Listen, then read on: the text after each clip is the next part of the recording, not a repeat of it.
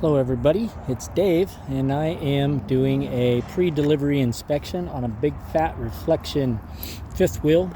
Not the biggest we have worked on, but you know. Anyway, this one, I'll show you the basics of what you do. So this one has several slides, 2-axle. It has a living room slide, bedroom slide, and a ginormous living room slide. Got almost a bedroom underneath. It's kind of cool. And let's get some width. So you basically, the whole point of this inspection is to figure out if it's ready to be delivered. And the first thing you do is you're going to walk through the thing and you're going to make note of a bunch of different stuff. But first, you have to warm it up. Because as you can see, I've been standing outside in the cold all day and I'm super cold. But anyway, I like to warm them up. So the first thing I'm going to do is I'm going to come out and we're going to install these big fat propane tanks. Fill these up with about 30 some pounds or 20 some pounds. I forgot how much this is. Anyway, fill this up with your LP gas. Turn the valve on. You're going to come over here and do the same thing. Another tank, LP gas, anchor it. Check that it's showing on the regulator. Then you're going to spray test. I spray all of these joints on both sides and on the rear, which I don't know if this one has one, but lately I haven't been finding them. So I've been having to tap in the stove. Oh yeah, see that little line dangling way over there on the other side? Got the little doohickey. This little guy. That right there is an LP test. Test port.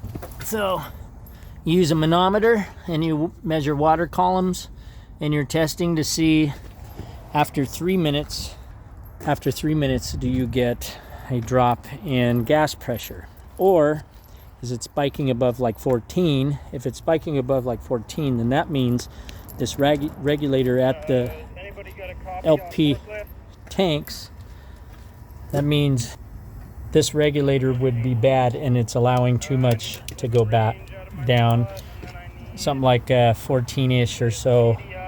More than that is a bad sign. So anyway, you bubble test all these joints, make sure you're not getting any leaks. You're gonna tap into that one spot I showed you, and if they don't have that, which some of them don't, then what you'll do is you'll come in to the trailer, you'll cruise over to the stove, and I've never seen this stove, so I don't really know much about this one. Kind of cool, looks fancy. And then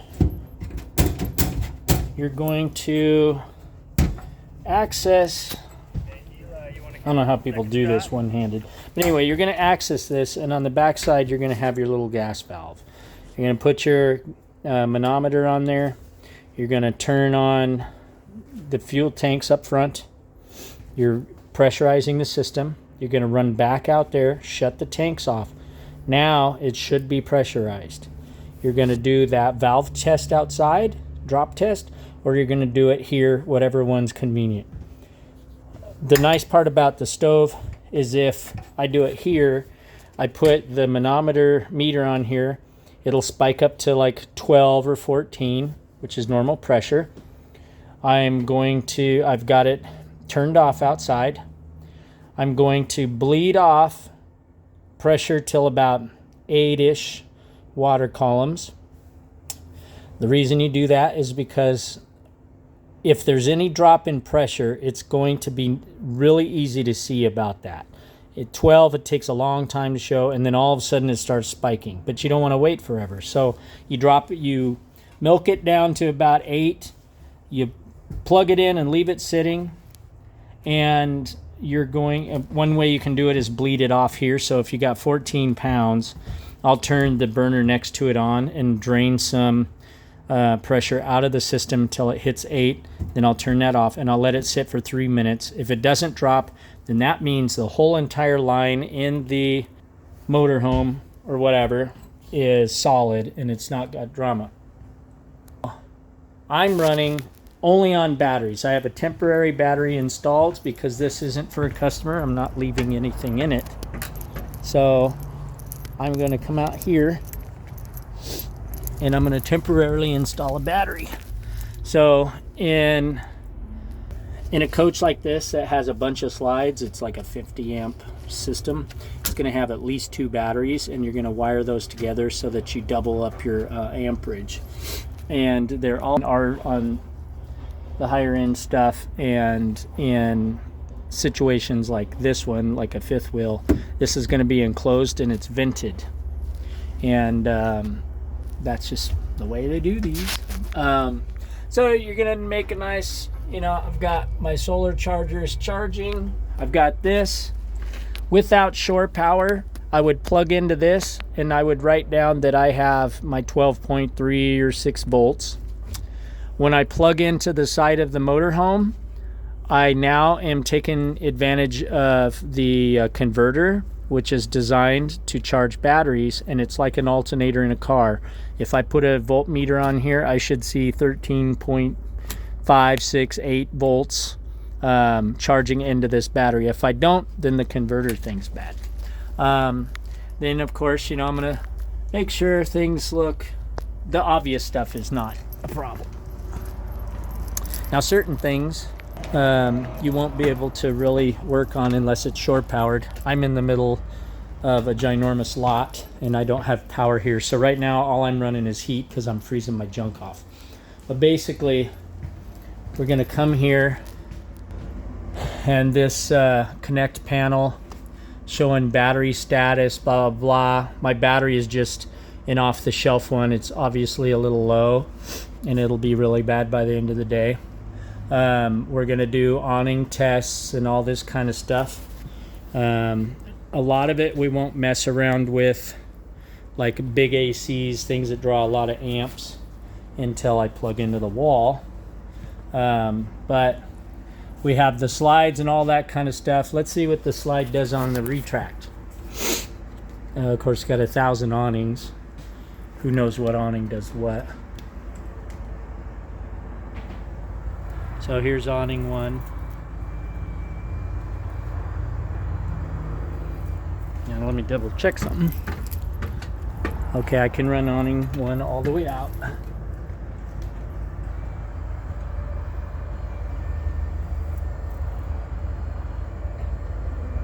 And what you're looking for is one of these legs taking way too long. Sometimes they get stiff sitting in factories. This leg, too much bow in that. Sometimes these will get a big bow and it'll cause binding. You have an LED light strip that you're gonna double check, see if it's working. You're just making sure this pulls out. Where some people will mess up and they'll think something's wrong with the awning. Oh, it got stuck, I'm trapped and I can't bring it in. Well, let's see if I can do this where lighting is miserable today. The awning is designed to come out. It doesn't have something that tells it to stop. If you keep running it under power, this motor, there's only one motor, this motor right here is going to continue winding that up, and then when it gets to the end, it's going to start winding the opposite direction because it just continues winding. But this time the fabric will be on the bottom side instead of the top, and it's a big, pain. Realistically, it's just a manual reverse switch, like a momentary switch. Now, the basic rule of thumb is you spool this out until the little tab hangs down. That's like a drain runoff tab. You go past that, you're now getting this leg to the point it's completely straight across.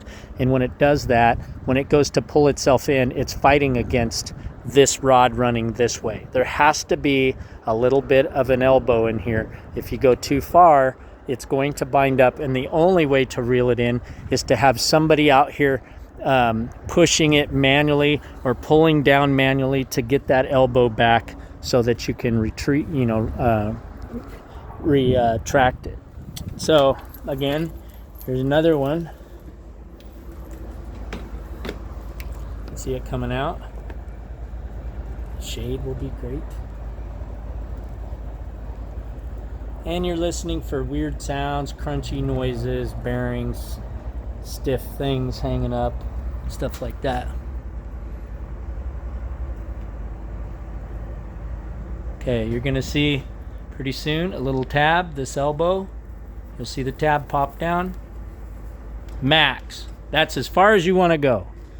This leg's still got an elbow. You go straight, it's not going to come back for you. You're going to have to manually manipulate it, and it's actually kind of dangerous because you could chomp your fingers in there. So when you get to that point, now you're going to retract it. Real simple. I'm going to leave it out for right now. So then we're looking at 12 volts basic. I'm running the furnace. Right now it's 39 degrees where I'm at with heat, and it's slowly coming on, and we're gonna start walking some stuff. So I have a drawer here that to me looks like the rail system has come and undone. And of course there's no parts. So somebody screwed that up. We've got issues like this. These things they're miserable. So I have to make notes of that. Things like this. If it doesn't buff off and a detail thing, probably wet sand that. I'm gonna go through and I'm gonna make notes of all kinds of stuff. And I'm basically turning everything on under the sun. And we're checking alarms.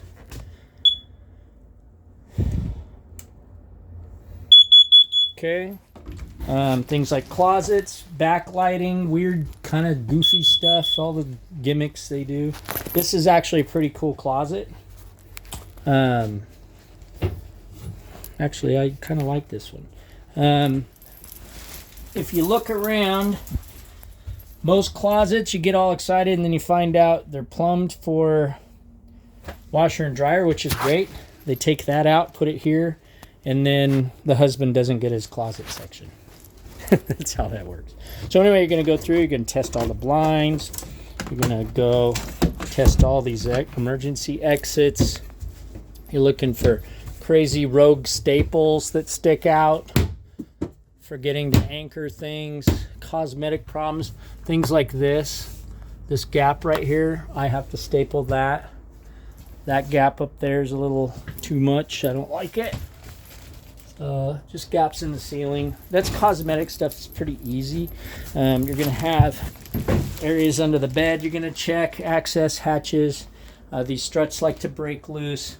This is actually one of the nicer framed ones. Normally they look really ugly.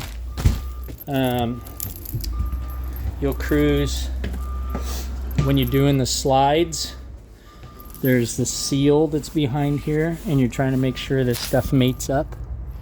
So like in this case, this D seal has to mate up, and stuff like that. So anyway, common sense things, give you an idea how much these things cost, and they are built pretty stinking cheap, unless you're a person that likes to work on stuff. Think about it a little bit.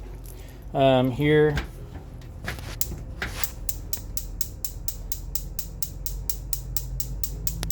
and this will take a while to prime the line,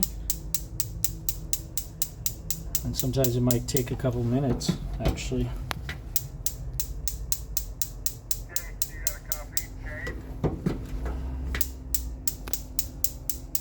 And what will happen is people will try this and then they'll give up oh, it's broken.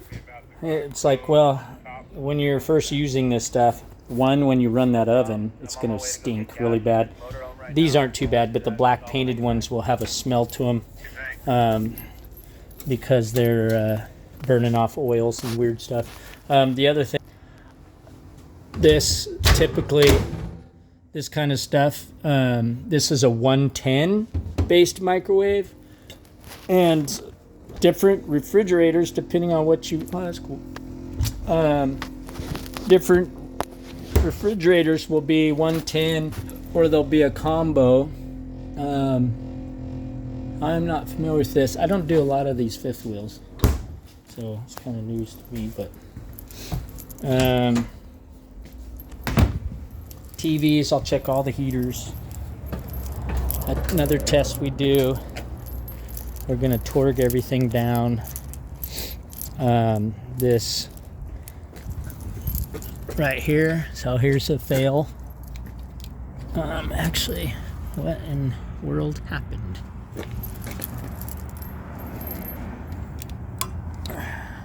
So this will be need replaced. This is an emergency, kind of like a breakaway switch.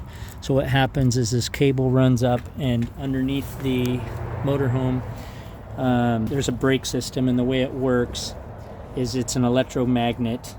It activates the magnet. The magnet pulls against the drum brake, and then it causes a centrifugal force to activate the brake in the event that your trailer pulls away from your truck.